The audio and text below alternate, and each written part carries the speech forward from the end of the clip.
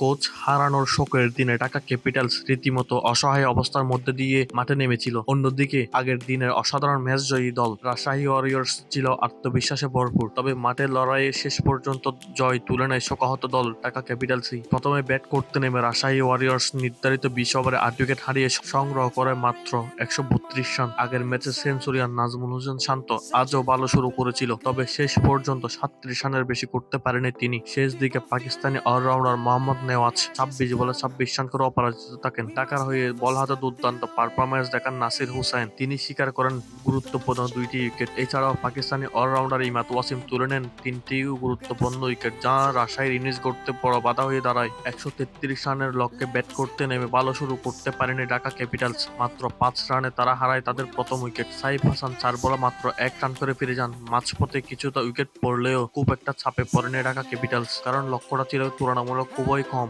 শেষ পর্যন্ত সাব্বির রহমানের জড়ো ক্যামিওতে জয় নিশ্চিত করে ঢাকা ক্যাপিটালস। মাত্র ১০ বলে ২১ রানের ম্যাজিক্যাল ইনিংস খেলেন সাব্বির রহমান, যা খুব সহজে ম্যাচ গড়িয়ে দেয়। এই আবেগঘন জয়টি ঢাকা ক্যাপিটালস উৎসর্গ করে তাদের প্রয়াত কোচ মাহবুব আলী জাকি স্যারের স্মৃতির প্রতি। কোচের মৃত্যুর শোকের দিনে এবারের আসরে নিজেদের প্রথম জয় তুলে নিয়ে আবেগে ভেসে উঠল ঢাকা ক্যাপিটালস।